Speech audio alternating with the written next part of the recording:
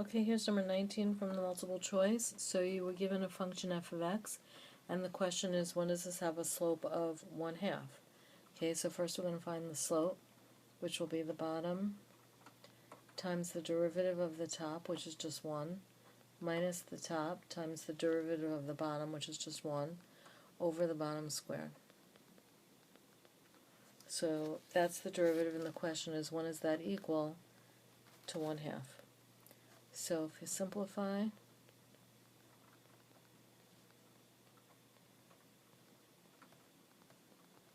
you'll get that, but you'll see that this x and this x cancel, and therefore you end up with this.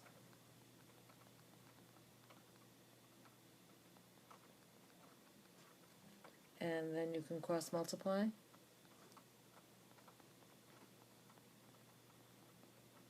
and this is a quadratic, so you want to get it set equal to 0.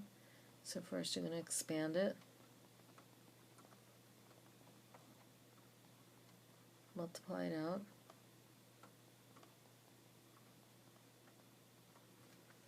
subtract 4 from both sides,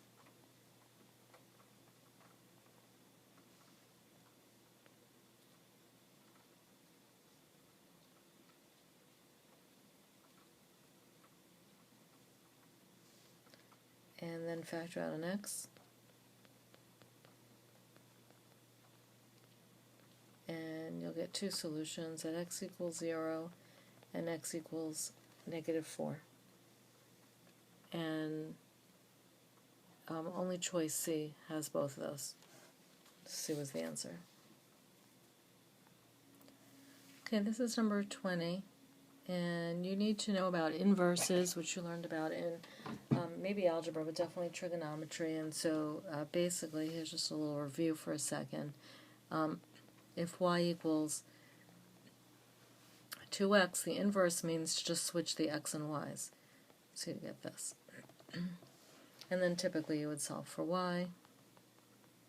So this would be the inverse of this. It just means switch the x's and y's. Okay? So looking at number 20, it's saying that there's a new function g, and that's the inverse of f. Okay, so remember, f of x is the same thing as saying y. And so the inverse would be just switching x and y.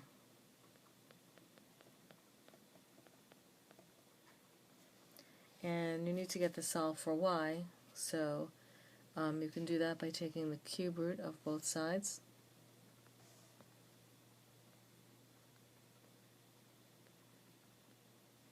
And when you do that, you get the cube root of x equals 2y plus 1. And you're trying to solve for y, so subtract 1. And then you can divide by 2.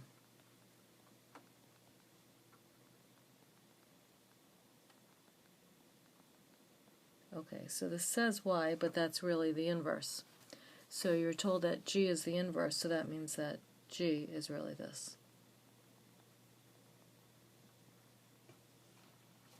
And then you're asked to find g prime of 1. Okay, but you can't find g prime of 1 unless you have g prime first.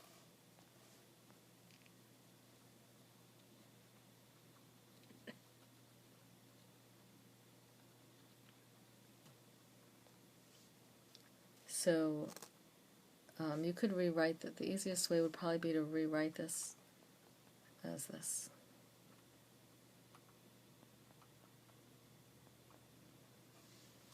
Or if you prefer, you could have used a quotient rule. I have a feeling probably most of you did a quotient rule, so I'll go with the quotient rule. Okay, so it's the bottom times the derivative of the top minus the top times the derivative of the bottom all over the bottom squared. So this part will cancel out, and 2 will go into 4 2 times.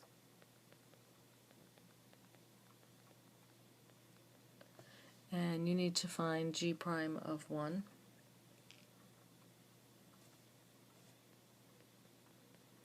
Which means wherever there's an x, put a 1.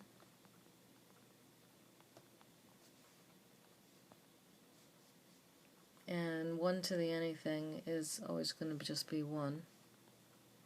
So you're going to get 1/3 over 2, which is the same thing as 1/3 divided by 2, which is the same as 1/3 times 1 over 2, and you get 1 over 6, and that is choice D.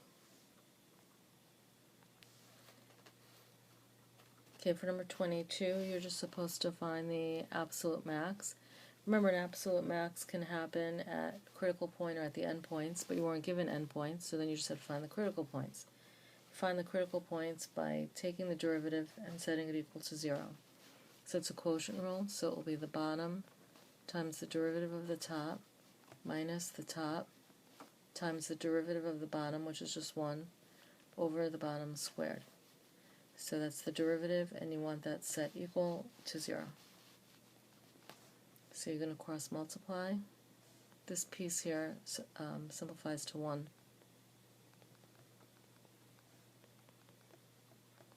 So the only way that ln of something could equal 1 is if that something was e, because ln of e equals 1. Okay, so that means that that's the critical point, and to find the absolute max would be to find the y value.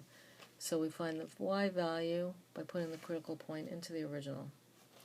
So if y equals ln x over x, and we know that x is e, then you're just going to replace x with e. And ln of e is 1, and you get 1 over e, and that was choice B. Okay, for 23, it seems very confusing, but they're saying which differential equation is describing a linear growth. So the thing is, A is the answer, but I'll go through a couple to show you why those aren't the answers. They're saying that the derivative is 200. So if the derivative was 200, then before, wouldn't the original have had to have been 200p? And that would be linear, which compared to like b, the derivative is 200t. So to go back to the original, wouldn't that have to be 200 t squared over 2, like if you took the antiderivative? You don't even care about the numbers. I'm sorry, p squared. You care about this. Well, that's a quadratic. That's not linear. And a p would be linear, so that's why A is the answer. Okay, for number 24, you're given this function, and you're being asked to find the critical point, but you're told the critical point is at 2/3, so you're going to just do this as you normally would find a critical point, and it'll just lead you to the answer. So to find a critical point, you take the derivative. So it's going to be a product rule. So it's the first times the derivative of the second. So the derivative of e to the something is e to that something times the derivative of the something. So the derivative of kx is just k because k is a constant. Okay, so it's the first times the derivative of the second plus the second times the derivative of the first. And you're going to set that equal to 0. And I'm also just going to simplify as I do that. Okay, and then you want to solve that, so we can solve this by factoring, and they both have an x, and they both have an e to the kx.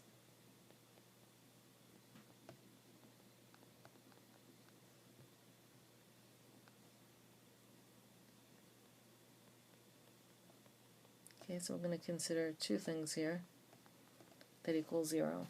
So as it stands right now, you wouldn't be able to solve that, except for the fact that you were given that x is equal to 2/3. So you're going to put 2/3 in wherever you see an x. So I'm going to make a little box on the side, and I'll do the first one. So you get 2/3 e to the 2/3 k equal 0. So I just substituted 2/3 wherever there was an x into that. Okay, so I can divide both sides by 2/3, and I'll get this. And so the question is, e to the what would equal 0? Well, there actually is no such value for k. That would be impossible. So therefore, there's no solution coming from that one. Okay, and then we'll do the other one.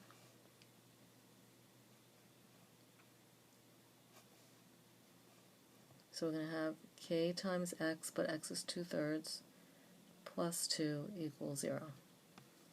So subtract 2 from both sides, and then you can divide both sides by 2/3. So when you divide by 2/3, it's the same thing as multiplying by 3/2. Those 2's cancel, and k equals -3. And that was A.